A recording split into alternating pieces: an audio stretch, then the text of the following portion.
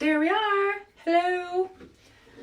I'm going to apologize for background noises, which there may be some, but that's okay. I'm so happy to be with you guys this week. We really are going to try to do this every single week from now on Sunday at about this time. So you've got a meeting to catch on Sundays at 3 p.m. It's great right now if you want to send in some questions. I have a few questions from last week that I actually want to answer to get started with. First of all, hey guys, hey Dawn. So this week, well, first of all, let's start with it. This time of year, a lot of my clients see an uptick in their psoriasis and eczema, and that's always a huge concern. Winter months tend to really exacerbate that issue with dry weather and cold and just general changes in the air. So this is a high time for your eczema and psoriasis friends, and they may not tell you that, but a lot of times that's what's going on for them. And those two conditions and everything that sort of encompasses eczema and psoriasis are really near and dear to my heart, because on the side, I actually have a psych degree, and I'm very well aware that those things really affect us psychologically. If you know someone with eczema or psoriasis, and if you are someone with eczema and psoriasis, know that it really deeply affects your psyche. It has a lot to do with how you feel about yourself. It's just very deep. There's more issues there than you can understand if you haven't experienced those issues before, and I'm someone that really deeply gets that. So I want to talk just really quickly before we get into some client questions about how to treat those things. I'm unfortunately usually the last stop that people come to. I mean, I'm glad I'm last, but I wish I were the first of people with eczema and psoriasis. I don't want to go in too deeply with how dermatologists tend to treat those issues, but what I do and what I will say, I don't have any non-success rates when it comes to these issues. And part of that's because I've done a lot of research, and again, I take it very, very seriously with how the skin heals, things like that. So the very first step with those things is stopping soap. And I know that I say that all the time, but that's at the very, very tip top of the list with eczema and psoriasis is stopping soap. Because these conditions are so centered around the skin trying really, really hard to heal itself, and obviously being unable to for whatever reason, there's a lot of theories out there. I've had to come to believe that there is no one dietary thing, there's no one skin issue usage thing particularly. There's a myriad of issues that have to do with eczema and psoriasis that we've kind of got to get a handle on to treat it. And every patient of mine is extremely different. But however, although they're all very different, the two things that absolutely actually always help are these two things. For one, no soap. Particularly no soap on the affected area. And usually that means no soap on the whole body, which we know that we can do very effectively in switching over to body scrubs. And I know that that sounds weird. That's really scary for some people, honestly. Like, some people look at me like I'm absolutely crazy when I give my no soap spiel. But it works. I don't know what to tell you. It absolutely works. Hey, Shelly. Oh, that's my cousin from when I was really tiny. And Georgia's here. So, yeah, stopping soap and switching over to body scrubs is absolutely crucial as the first step. And honestly, as kind of trivial as that sounds, that gets my clients to at least 50% of their healing of where we are going to get to eventually. But at least 50% of the healing takes place whenever we cut out all soap and switch over, particularly and honestly, and I hate to do this because I'm actually not a product pusher, but when you switch over to one of my body scrubs specifically. And there's a couple of reasons for that. A lot of body scrubs use olive oil. I don't hate olive oil, but it doesn't heal. honestly. It really just doesn't have the healing factors. There's some lack of vitamin E there. I know that it has squalene in it, which is really incredible, but it doesn't have squalene at high enough amounts to heal things like this. So my body scrubs are predominantly grapeseed oil, quite a bit of shea butter, and I think that the shea butter makes a particular difference because of the stearic acid content in it. Stearic acid you'll see as an additive in a lot of your lotions and skincare, but shea butter, raw shea butter in and of itself has a lot of stearic acid in it, and it has vitamin A and E and a bunch of other things that your skin really, really needs. So that's part of what sets our body scrubs apart. But the chamomile lavender oat body scrub and the lavender oat body scrub I've put on sale for this month because of my eczema and psoriasis clients, and this is the time when they need it the most. And again, if you have a friend with it, highly recommend grabbing that for them because they are going to kiss your face all over the place. So stop the soap, switch over to a body scrub. Those two body scrubs are also formulated with predominantly sugar instead of salt because I am very well aware that a lot of eczema and psoriasis clients have actually open wounds on their skin, and salt hurts. So there's a very small amount of Himalayan salt in those two scrubs just for a preservation factor, but they also have organic, gluten-free, fresh ground oats and oat oil. Oat oil is silky and it's incredibly soothing. It has a lot of vitamins and minerals that one needs to heal these conditions.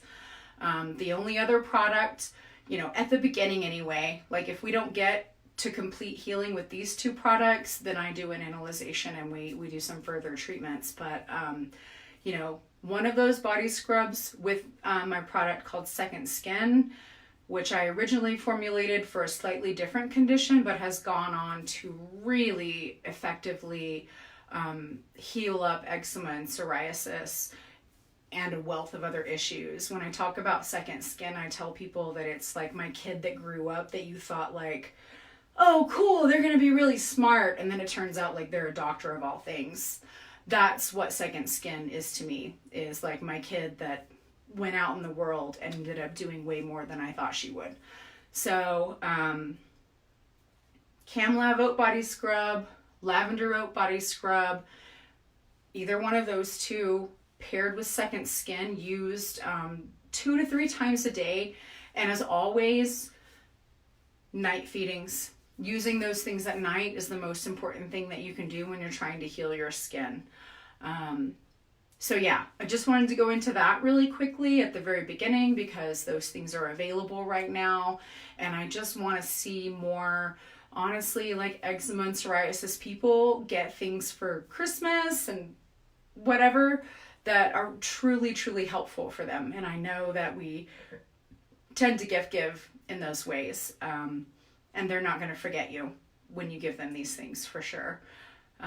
They also get access, obviously, to being able to write to me at any time of day for what's going on with them. And I really try to help really quickly. But let's get into some questions. So,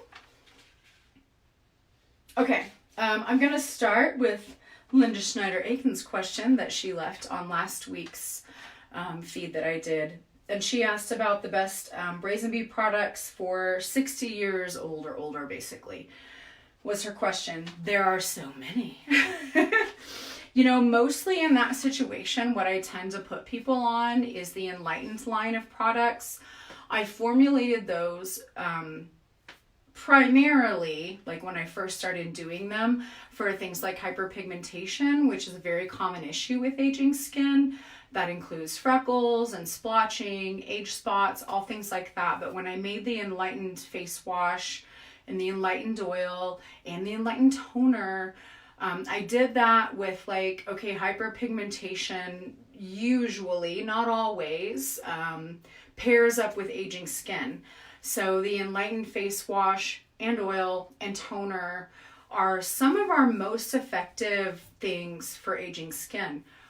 That being said, I will tell you that a majority of our clients who come to us, let's just say like over 40, even over 60. I have some fabulous 90-year-olds in my bucket that I absolutely adore. They see a huge difference in their skin with just some of the base formulas. And that's, Georgia Sweet Base, Melee Base Face Wash. And I'm talking like even without any herbs. There's an uptick in that healing when we do add herbs.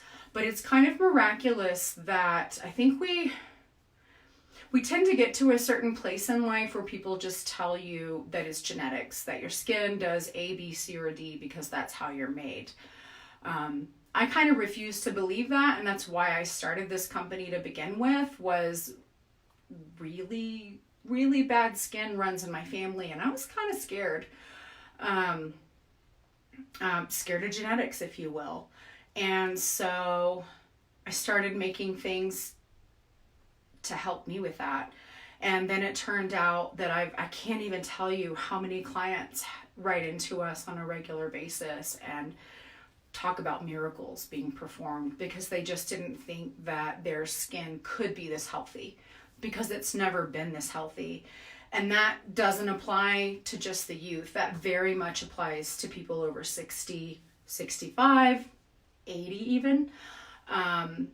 The body is a pretty miraculous thing, and the ability to heal it should never be squandered or dismissed. And when you provide the right nutrition, amazing things happen. Truly amazing things happen. So, like I said, while I mostly recommend the Enlighten line, you could also do Georgia Sweet with some anti-aging herbs added. Things like that would be amla, comfrey, gentian is wonderful. And these are all things that are already in the Enlighten face wash. So I think that buying the Enlighten face wash is a little bit easier because it's already formulated with most of the things that I would recommend for aging skin. And the amazing thing about our face washes too is that it is whole herb formula. There's no extracts. You're literally opening up those herbs the moment before you put them on your face.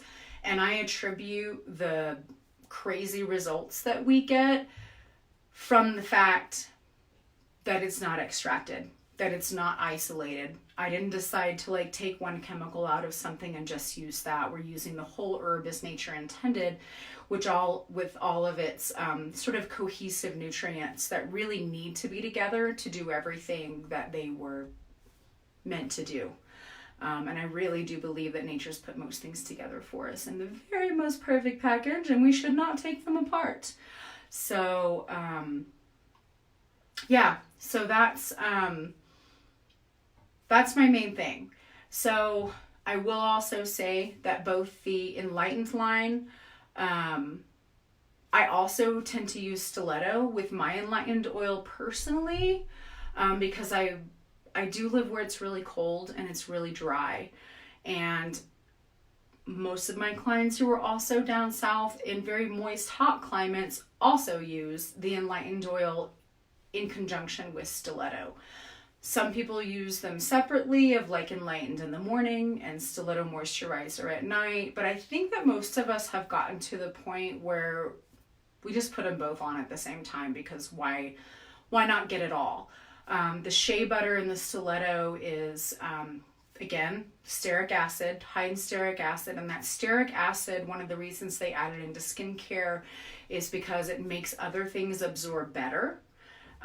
So I like to see Stiletto used in conjunction with Enlightened if possible, because it kind of ups everything, right? It multiplies the capabilities of the Enlightened oil. But if you are finding that your life is perfect with just Enlightened oil, then that's totally great. Don't bother.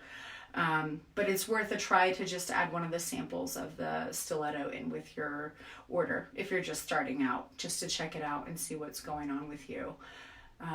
There is no one thing for all the things. My aging skin clients use a lot of different things. Some of them prefer shoe healing moisturizer. There's always Easy A, which is completely incredible. When I formulated Easy A, I did it because so many of us were actually using Stiletto moisturizer. and enlightened oil and retin rose. So I took the best components of all three of those, the 2 moisturizers and the retin rose serum, and I put them into one lotion, and it's pretty miraculous. Now, for some people, EZA is still a little bit too strong on the vitamin A, and it can cause a little skin tenderness. Most clients don't find that to be true. Personally, my skin is so sensitive that I can't just use even EZA every day. And if I'm using retin rose, which is amazing, I can only use that about once every 4 days, and that's plenty.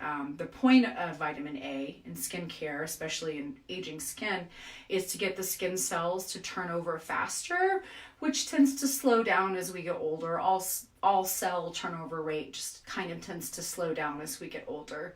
So retin rose is a really great bump to get those skin cells to turn over a little bit faster. It brightens up the complexion. It can be really amazing for acne, although I will caution that retin rose can also cause acne.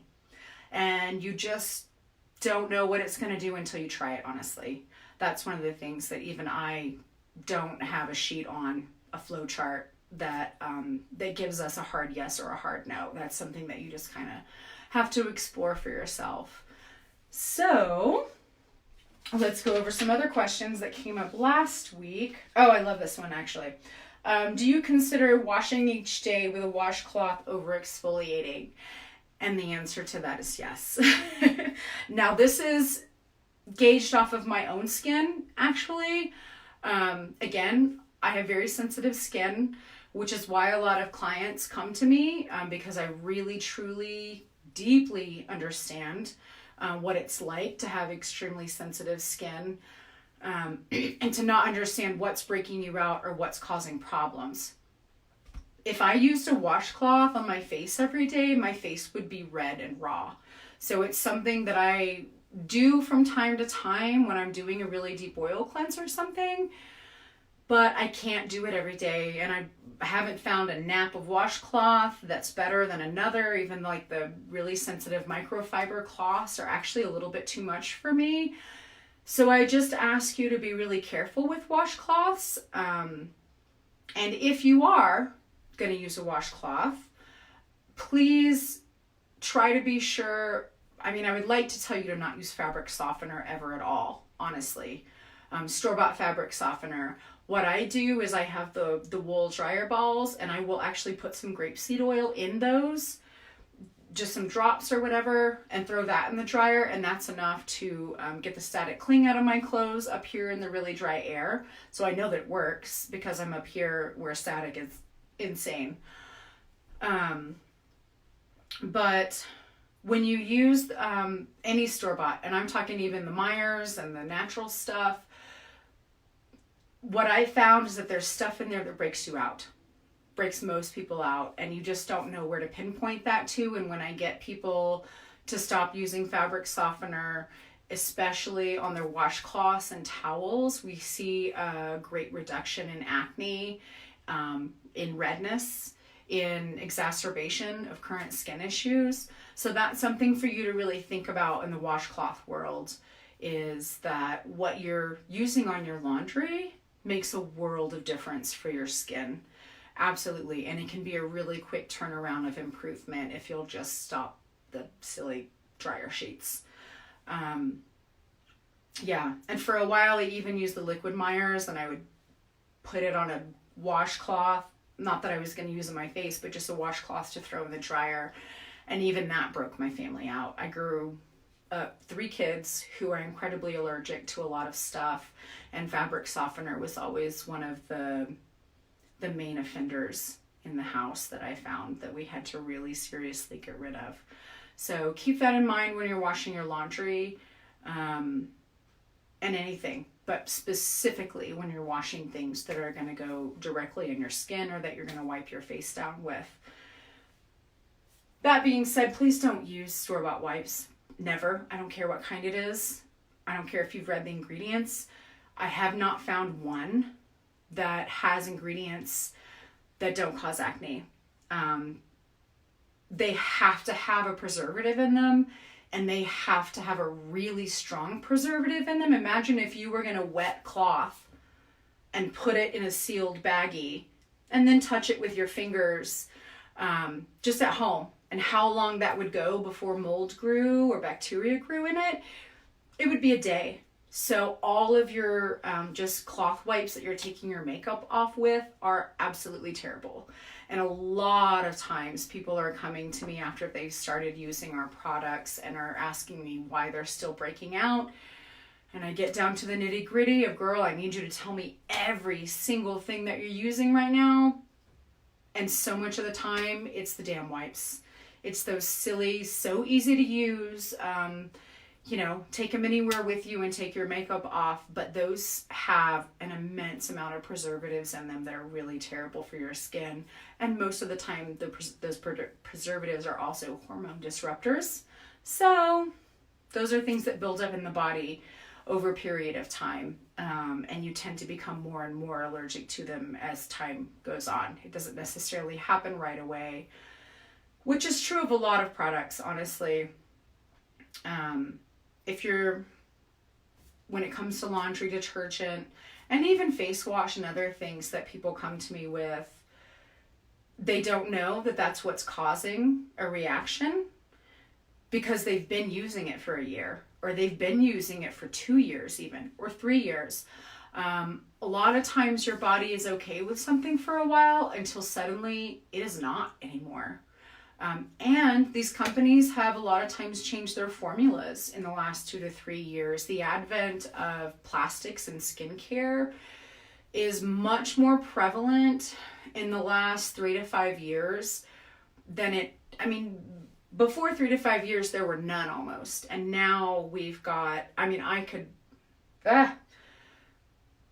there's at least 5 base types of plastic and 3 families of plastic that occur in skincare that weren't even in skincare 5 years ago at all, ever. Who the brilliant genius was that decided to put them in there in the first place, I don't know. I'd like to sit down and have a conversation with them. But dimethicone, anything that has a cone at the end is a plastic. Copolymer is one of the worst because it's actually a PVC-based plastic. Do you want to use PVC on your skin? We know we're not even supposed to be around that stuff.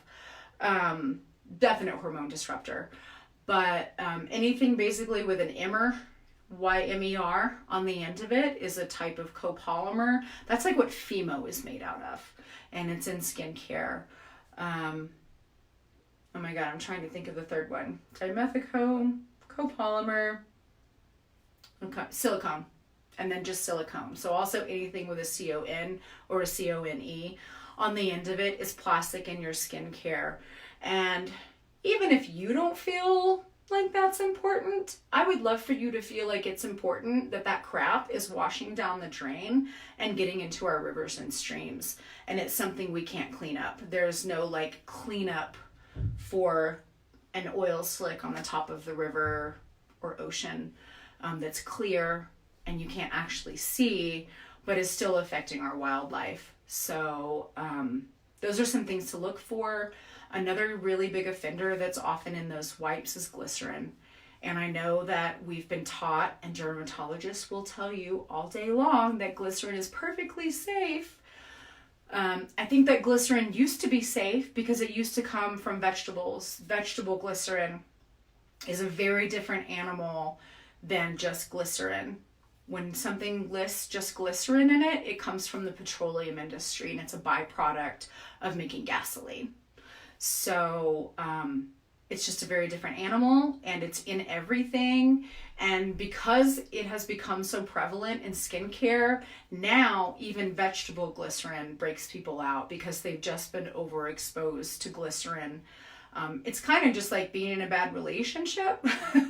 And when you see something that triggers you, you're afraid. So after your skin has had all of this petroleum glycerin, even if you switch over to something that's vegetable-based glycerin, your skin still does not want it because it knows that it could be horrific. So I find that even vegetable glycerin now is not okay for my acne clients. It's not okay for aging skin. It does put a weird film over the skin that's causes things to not fully absorb. They call glycerin a humectant, and they'll tell you that what it does, it sounds really fancy and crazy, is that it pulls moisture out of the air and puts it into your skin. Glycerin doesn't know which way it's pulling and delivering moisture to, so it will also take moisture out of your skin and put it in the air if the air is dry. So I will especially caution clients that live in dry areas that glycerin is the worst ingredient that you could have in your skincare. It's literally going to dry your skin out for sure, because your skin is more moist than the air is. And glycerin just pulls moisture in any direction that it needs to equalize it. So there's some of those things. Another client, Angie, asked me about mixing the Enlightened face wash and the Curist face wash. That's absolutely brilliant.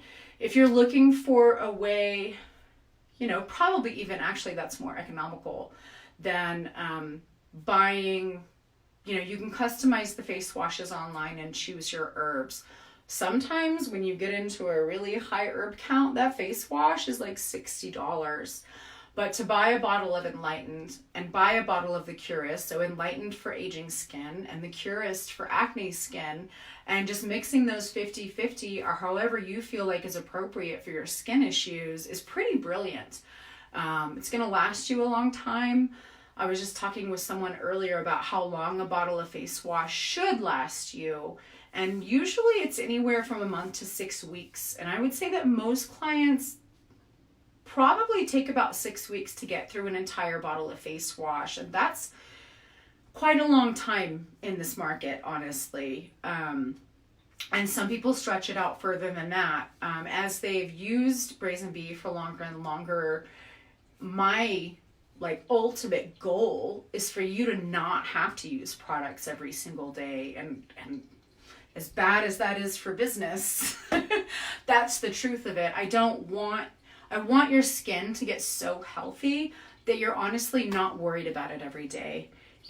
Maybe you're more particularly worried about it when your cycle is coming around. Maybe you're more particularly worried about it when you're headed out to work in the field or something.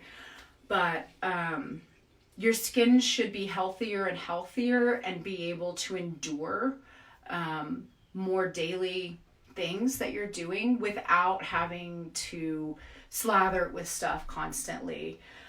I am my worst client at this point, and I don't use my products every day, honestly. I mean, there are some things that I do. I definitely moisturize every single day. That is something that I don't not do. But I don't use my face wash every day anymore. But when I do, I look better. I will say that. But I just want you to feel like my end goal is not to use more and more of anything. It's actually to use less and less of it. And again, it doesn't help me financially. But if I'm not doing my job, if your skin isn't actually healthier than it was whenever you first came to me, that's what I want in your life right now. And then, so Miko had a question about that thing that won't go away. And I know a lot of us have had that. I haven't had one of those in years, but I am so familiar with the pimple that sits under the skin for months and sometimes even years of that thing that's just there for a really long time, and you've tried to pop it and you've tried to put everything on it and you've tried really hard to get it to be gone, and it just seems to always be there. This is actually more typical than you think it is, because I get this question quite a bit and I always forget to, talk about it en masse. But in that situation, my two main things that I would tell you to use on that spot are, for one, the draw. And the draw is a really heavy antibacterial. It also has a lot of things in it that will help things surface. And when I first made it, I honestly thought that it was going to bring everything to the surface. lots of clients have purchased it now in the last 8 years. And it turns out that instead of bringing things to the surface, it just makes them go away. They tend to dissolve up finally. The body wants to break up things like that. It really does. But what happens in those situations is your body's also really amazing at sort of cordoning off an infection or something that it doesn't like. And if it can't manage to kill everything in it and take away all the dead bodies, that's literally what it does. If it can't manage to do that, what it will eventually do is create literally a sack around it and leave it there and just be like, all right, well, if you're going to be here and I can't get rid of you and I have to live with you, then I'm just going to make a bubble around it and it's going to stay here and we're going to deal with it like that. The draw is very penetrative. It has castor oil in it, which gets the essential oils in really deep. And so that one is your antibacterial for a situation like that. And then Easy A with the extra vitamin A and the extra cell turnover rate, those two used together in that area. And I never want you to do this all over your whole face, please. But those two things used in a small spot can really get things gone very, very quickly. If you've had something for months or even a year, and again, not uncommon, don't think that you're like in a boat by yourself. Those two things together will usually have something gone within a couple of weeks. I usually hear back that it's within a week that someone has completely eradicated a bump like that that's been there for a really long time. If that doesn't work, call me. But those two, the draw and the Easy A moisturizer together, are super effective. And some people will just use their regular moisturizer and throw a little bit of the draw into the mix. I have another client that I've been treating for 8 years now, since I really very first started out. And she has really bad cystic acne that we've been, on the roller coaster with all these years. And I love her because I've done so much research on her at this point, bless her heart. But she's stuck with it, and we have our ups and downs, and then something will stop working for her and we'll switch it up and do something different and we get back to that miraculous healing again. But lately for her, what she's doing for her cystic acne is mixing just a couple of drops of the draw into her enlightened oil or her Chali Ha, like whatever oil that she happens to be using. I did make the draw also for cystic acne. It's also something that like 99% of my mama clients always have with them. Like I sell it in a roller bottle because you got a cut with a kid with a cut or a scrape or an ouchie or whatever. Instead of Neosporin, the draw is very appropriate to use. It's very antibacterial and it doesn't burn and it's natural. It's very good. So those are some of the answers to the previous questions. Does anybody have any more questions for me? I'm staring at the screen. I see all of you guys watching right now. What else can I talk about? We could get into a lot of things right now. I'm just gonna be quiet for a second and see if anybody has any questions. Are you gonna talk if I don't talk? No one's talking.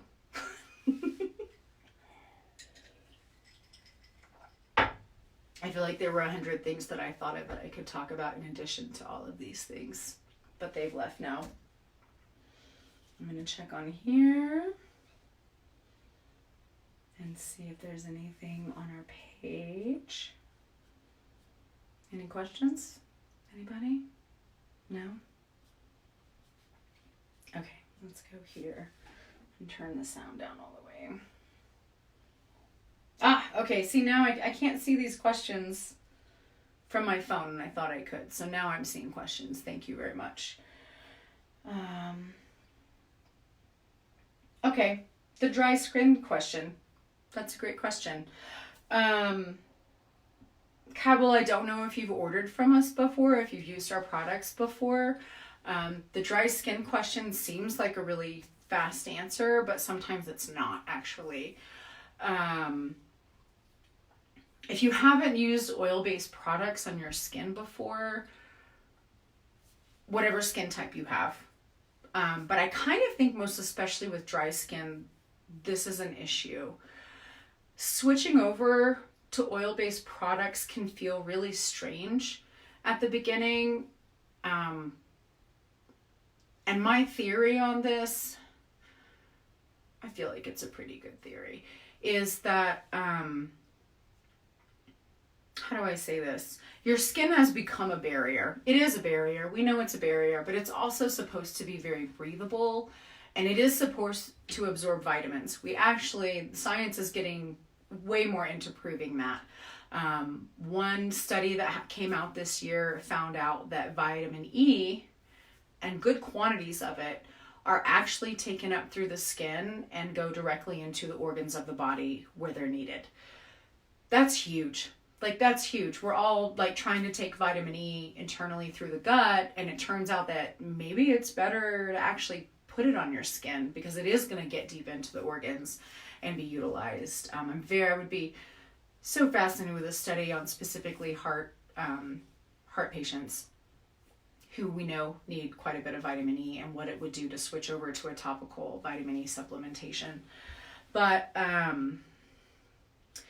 switching over to oil-based is literally your best bet. I don't care what climate you're in.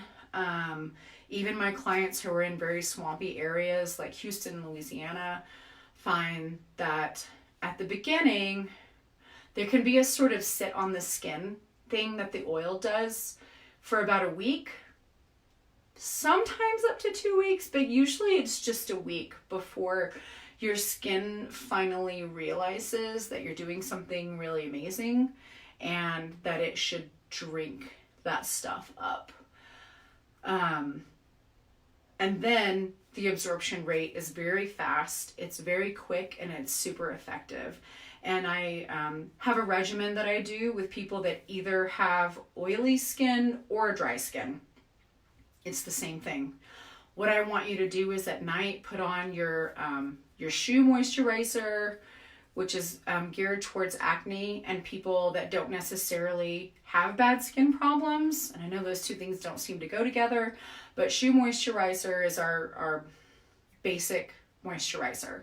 So it does treat acne, and it's also for people that are like, my skin is fine, but I need a moisturizer and it's dry. So you want to put on a little too much at night. It's the oh girl, I'm too shiny to go out like this look of just a little bit too much moisturizer before you go to bed at night, so that you're really feeding her before you go to bed, her or him, and getting that moisture into the skin at night when your skin is actually more receptive to taking things in because it's doing its biggest reparative work while you're sleeping. So right before bed is the best time actually that you can use any product. It doesn't matter what it is, but definitely moisturizer. So dry skin, it's also going to depend on your age of what I would recommend. The Stiletto moisturizer is our middle moisturizer, if you will. It's our top seller of the 3 cream moisturizers that we do. And Stiletto I formulated specifically for aging skin and scars. Some of my acne clients find Stiletto to also be much more effective than the shoe healing moisturizer. These are just some things for you to play around with. And the other really crucial thing for dry skin is to stop using soap entirely. You should not be using anything that makes any kind of bubble or foams, especially on your face. I'm a huge advocate of not doing that for your entire body because I don't think that your body's skin is less important than your face is, personally. I want your whole body to be treated perfectly. But if you're making that decision, then at least let's stop using any kind of soap on your face, please, at all. It's way, way, way gonna stop aging, and I'm not kidding.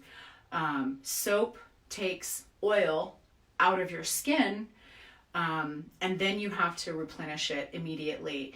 And honestly, your skin makes great oil. It really does. I don't care if you think it makes too much oil. It's trying not to crack and wrinkle.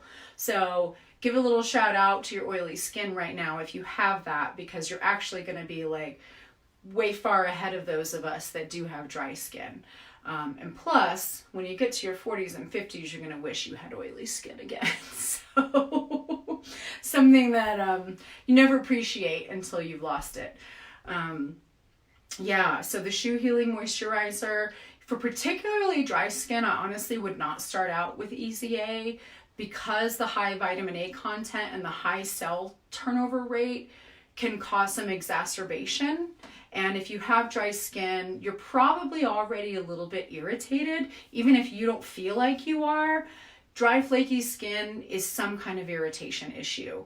And again, it may connect back into the glycerin, it may connect back into the dimethicone or the copolymer or the other myriad of plastics that very probably are currently in your skincare.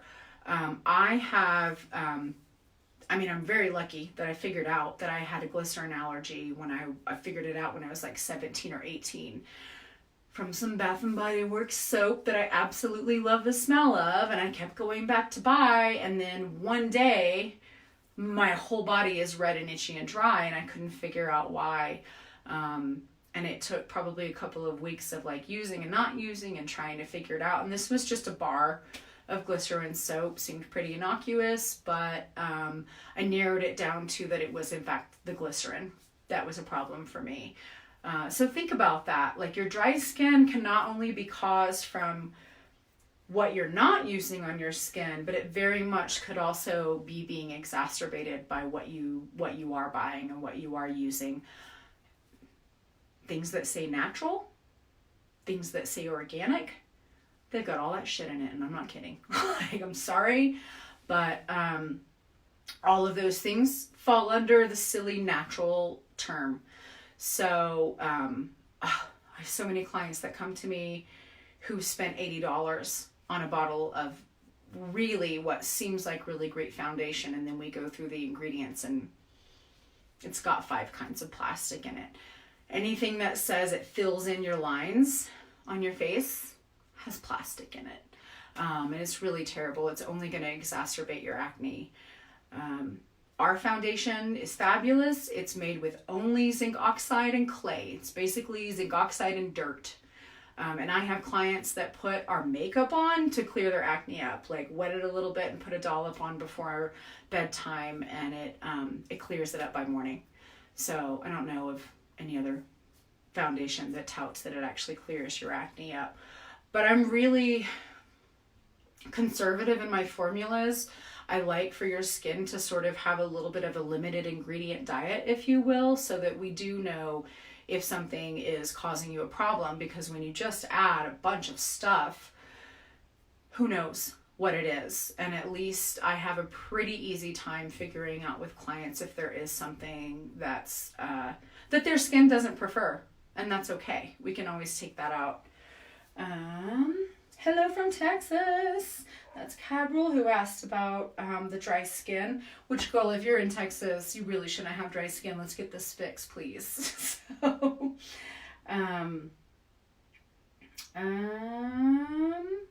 do not put water in the Georgia Sweet bottle. When you're using our face washes, you always want to only mix up as much as you're going to use right then and there. Otherwise, bacteria is going to flourish, because this is an all-natural product. And oatmeal especially, when I was first starting out, I tried to do a lot of wet oatmeal products, and it turns out that oatmeal loves to ferment and make beer. So if you want to make your beer out of your face wash, then you can add water into the whole bottle. It's not going to taste very good. But yeah, don't put water in your bottle, and I will send you further directions. You should have already received them, and that's our failure. So, oh, okay, great. George is asking what's best for men's faces for her husband. Everything that's the same for women's faces, as it turns out, honestly. It's going to depend on what Hal's issues are particularly. But I did a men's line for a while that was kind of separate, but the same as the women's stuff. And that just got kind of silly feeling, because it was the same thing with a different label on it. If Hal wants me to put a different label on it, I can do that for him. But, yeah, at Hal's age, I'm aware of how old he is, I think. Stiletto moisturizer would be amazing. I get cautious with you guys down in Texas. I want you to use Easy A, but probably only buy a small bottle because it's not something that you might want to use every day in such a sunshiny, hot state.